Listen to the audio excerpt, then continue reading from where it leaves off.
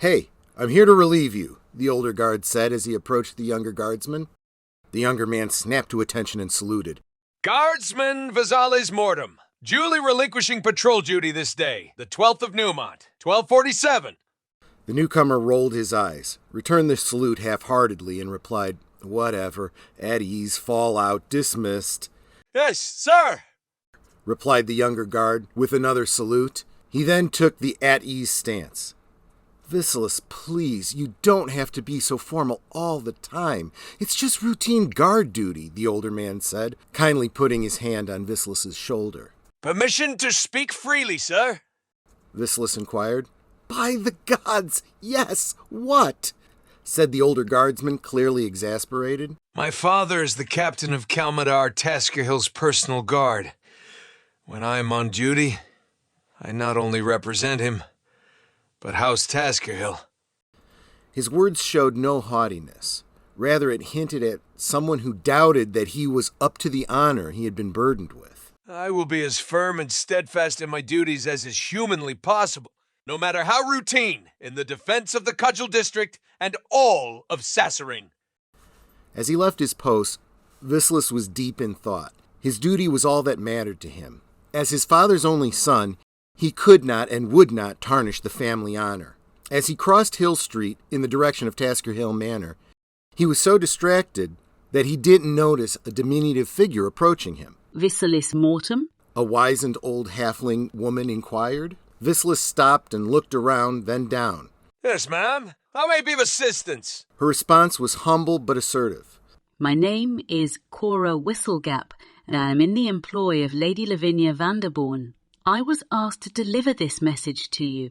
The elderly halfling handed Vasilis a letter and waddled away without another word.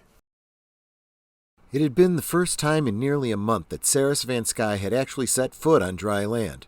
For the past year, he had been serving as a mate aboard one of the whaling vessels in his father's company.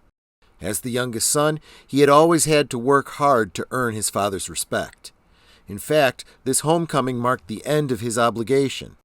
Now he was free to seek his own fortune. Saris hoped someday his father would grant him command of one of his smaller ships, delivering goods to nearby ports such as Shard and Freeport. Only too well he knew his older brother Seth would someday inherit control of the family business. But, he thought, maybe fortune and glory would come to him in some other way. Just then he was approached by an elderly female halfling. "Saris Van Sky?" "The one and only." "My name is Cora, and I was sent here to give you this envelope." Raising an eyebrow and smirking, Saris took the letter. "Oh, really?" The old dwarf rubbed the whiskers of his graying beard against his shoulder as he laid out the produce to display on the cart in the market. "Thank you, Ornrick," the other dwarf on the other side of the cart said. "Your vegetables should sell very nicely. I'll send Lars by later with your share." Ornrick nodded with a somewhat distant look. "Aye, sure. That's fine, Bert." Half-ass stopped his own unpacking and looked at his old friend and business partner. "Are you sure? If you really need the money, I can front you your portion right now." Furrowing his brow, Ornrick shook his head. No. Money's not the problem. Fact is, I don't much care if I get my cut or not. At my age, I'm not working for the money anymore." Bert gave a half-smile. "You just love farming, huh?" The dwarf's eyebrows rose in surprise. "No, not really. I just don't know what else to do. You know, farming has literally been the only way to put food on the table." "I always did want to ask you about that," Halfest confessed. "Kinda wondered what brought you to Sasserine, where there are so few other dwarves." "I had my reasons for leaving Oric," Ornrick said quietly. The fellow dwarf frowned. "But don't you miss our own culture, your clan?" It was a question Ornrick had been avoiding for years. "Well, you see, I've lived among humans for so long. I think longer than I ever did among dwarves. I didn't enjoy mining any more than I do farming, and as for the culture, well, let's just say that even if I don't fit perfectly here, I fit better than I did where I came from." The conversation at the market stall was then interrupted by a small female voice. "Excuse me, I'm looking for a dwarf named Ornrick." "Yes, I'm Ornrick, miss." Ornrick's brow furrowed as his bushy eyebrows stood out. The elderly halfling spoke quickly. I am Cora, and I am in the employ of Lady Lavinia Vanderboren. She asked me to deliver this message to you. She handed him the note with a smile and departed. Seems the dwarven gods are smiling down on you, said half-assed, as Ornrick studied the note. Vicilis and Ornrick arrived at Vanderboren Manor almost at the same time.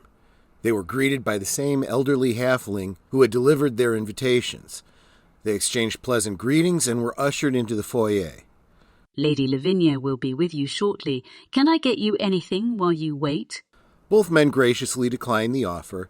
They then turned their attention to each other as Cora left. After a polite introduction, they sat in awkward silence. With the sound of a door closing, 4 figures emerged from the hall.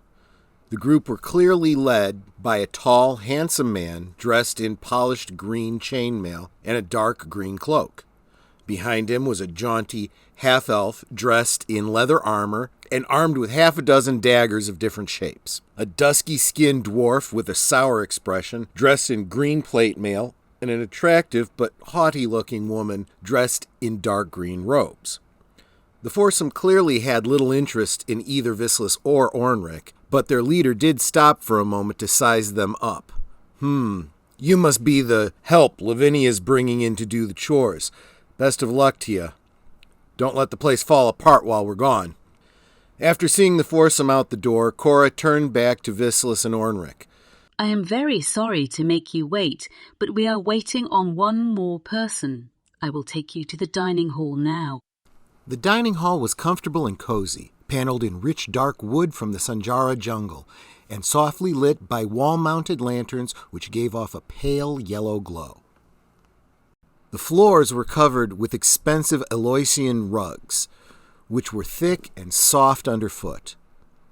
Through a large bay window, the room overlooked a courtyard containing a small fountain and well-tended garden. While they waited, the group gazed at a large portrait hanging on the wall depicting a handsome young man with a short beard. Soon an extremely attractive woman came down the stairs and entered the hall. She was blonde and wore a flowing blue dress. The hostess smiled warmly at the gathered guests as a rather roguish-looking character walked in behind her quietly. The newcomer, who was dressed rather shabbily, smiled at the gathered guests. Their hostess spoke up in a soft and gentle voice. Greetings and thank you coming. My name is Lavinia Vanderboren and I welcome you to my home. I hope this will prove to be a wonderful and profitable opportunity for all of us. I assume you two have already met, so allow me to introduce Ide, and we shall soon have one other joining us. He must be running late. Ide came forward with his hand outstretched, first towards Ornrick. Good to know ye. Ornrick was a bit startled. This is Ornrick, Lavinia informed Ide, with whom he was shaking hands. Then Ide turned to Vicilis. He gave a firm handshake, and then made it a two-fisted deal. And Vicilis Mortom, it is my very sincere pleasure. Vicilis smiled awkwardly. Likewise. Sure. I'm sorry. Do I know you? Not at all, Ide replied in a bemused tone that seemed to convey some secret. Just then all attention turned to the door as Saris Van Sky entered and boisterously announced himself. Sorry I'm late, but a lusty wench desired my attention. Lavinia smiled. Indeed, your reputation precedes you, Saris. She then gestured for the swashbuckler to sit and addressed the entire group. As you may have heard, I recently inherited my parents' estate. Along with this fine house, unfortunately, came a large amount of debt owed the Dawn Council, the Harbour Master, and quite a few guild halls. It seems my parents, for all their success as adventurers, were not as skilled at finance as one might hope. If I'm to get these taxes paid, I will need to access my family's vault under Castle Terracnian. And that's the problem, you see. The vaults are magically locked, keyed to special signet rings. Both of my parents had one. At least until recently. My mother lost hers a few months ago, which leaves my father's ring. He never wore it. He had a thing about men wearing jewellery. He kept his ring hidden somewhere on his ship, the Blue Nixie. The problem there is that the harbour master's men seized that ship until someone pays for the last 4 months of docking fee.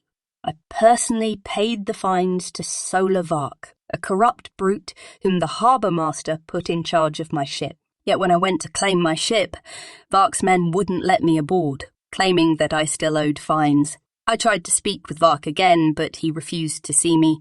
I sent a letter of complaint to the harbour master, Kelter Eileron, but it seems he doesn't care since he never responded. Vark and his men are up to something on my ship. I know it.